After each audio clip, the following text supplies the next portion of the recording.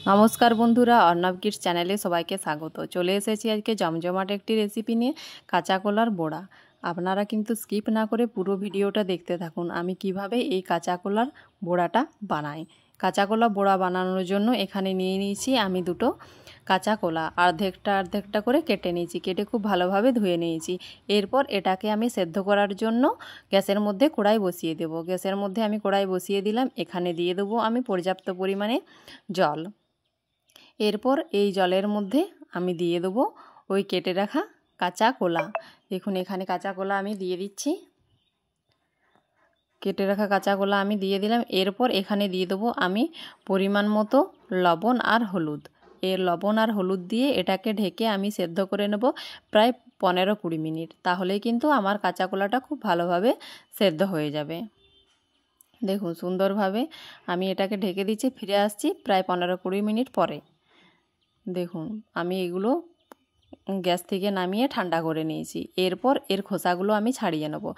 এই খোসাগুলো আমি ছুরির সাহায্যে কেটে দেখুন ছাড়িয়ে নিচ্ছি। আপনারা চাইলে কিন্তু হাত দিয়েও ছাড়াতে পারেন, কিন্তু ছুরি দিয়ে ছাড়ালে খুব সহজেই ছাড়ানো যায় আর খুব সুন্দরভাবে কিন্তু খোসাটা ছেড়ে যায়।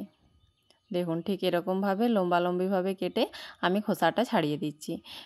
এই খোসাগুলোও কিন্তু আমি ফেলে দেবো না। খোসাগুলো দিয়েও কিন্তু একটা খুব সুন্দর রেসিপি বানানো যায়। আমি সেটা আপনাদের পরের ভিডিওতে দিয়ে দেবো। এরপর আমি বড়া বানানোর জন্য এখানে নিয়ে নিচ্ছি একটা মিডিয়াম সাইজের পেঁয়াজ কুচি আর কাঁচা লঙ্কা কুচি। দেখুন এখানে আমি পেঁয়াজ কুচি দিয়ে দিলাম আর দিয়ে দিচ্ছি কাঁচা লঙ্কার কুচি।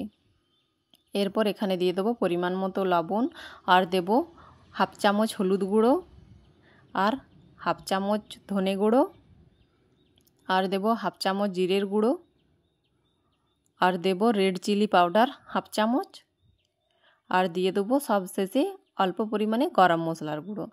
এরপর এখানে দিয়ে দেবো আদা আর রসুন বাটা।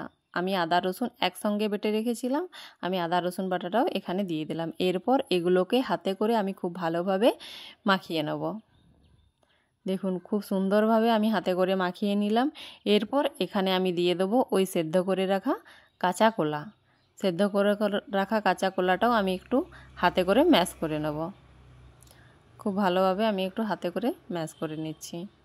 এরপর এখানে আমি দিয়ে দেবো পরিমাণ মতো বেসন। এখানে আমি 2 চামচ মতো বেসন দিচ্ছি। আপনারা চাইলে কিন্তু এখানে মুসুর ডাল বাটাও দিতে পারেন, কিন্তু আমি এখানে বেসন দিয়ে আজকে বানিয়ে দেখাচ্ছি। খুব সুন্দরভাবে আমি একটা বড়ার আকারে মিশ্রণ বানিয়ে নিলাম। এরপর আমি গ্যাসের মধ্যে প্যান বসিয়ে দিয়েছি।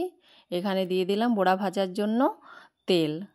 দেখুন তেল গরম হয়ে এসছে। এরপর আমি এখানে একটু একটু করে নিয়ে আর বড়ার আকারে ছেড়ে দিচ্ছি। দেখতে পাচ্ছেন আমি ঠিক এরকমভাবে বড়াগুলো ভাজি শেপে। আপনারা চাইলে এর থেকে ছোট বড় গোল মতো করেও আপনারা কিন্তু বানিয়ে নিতে পারেন, কিন্তু আমি ঠিক এরকমভাবে বানিয়ে আপনাদের দেখাচ্ছি। সব বড়াগুলো আমি একই রকমভাবে প্যানের মধ্যে দিয়ে দেবো ভাজার জন্য। দেখুন আমি সুন্দরভাবে অল্প অল্প করে নিয়ে প্যানের মধ্যে বসিয়ে দিচ্ছি। দেখতে কত সুন্দর লাগছে দেখতে পাচ্ছেন। আর আপনাদেরকে কিন্তু মনে রাখতে হবে বড়া ভাজার সময় গ্যাসের আঁচটা কিন্তু মিডিয়াম টু লোয়ে রাখতে হবে। একদমই কিন্তু আপনারা হাই করতে পারবেন না, তাহলে কিন্তু বড়া ভেতর থেকে ভাজা যাবে না, ওপরটা কিন্তু লাল হয়ে যাবে। দেখুন এরপর উলটপালট করে আমি বড়াগুলো ভেজে নেব সুন্দরভাবে। সবগুলো দেখুন উল্টে দিয়েছি। দেখতে পাচ্ছেন কালারটা কিন্তু কত সুন্দর হয়েছে। এরকমভাবে উল্টে পাল্টে খুব সুন্দরভাবে আমি বড়াগুলো ফ্রাই করে নেব। দেখুন এই রেসিপিটা বানাতে কিন্তু বেশিক্ষণ টাইমও লাগে না আর কিন্তু বেশি উপকরণও লাগে না। আপনার ঘরে থাকা উপকরণ দিয়ে কিন্তু খুব সহজেই এই রেসিপিটা রেডি হয়ে যায়। আপনারা চাইলে কিন্তু গরম ডাল ভাতের সঙ্গেও খেতে পারেন, এটি কিন্তু দারুণ লাগে। আমার কিন্তু দেখুন বলতে বলতে আমার রেসিপি পুরো রেডি হয়ে গেছে। দেখতে পাচ্ছেন কাঁচা কলার বড়াগুলো দেখতে কত সুন্দর লাগছে। যদি আমার রেসিপিটি ভালো লেগে থাকে অবশ্যই আমার চ্যানেলটিকে সাবস্ক্রাইব করে দেবেন।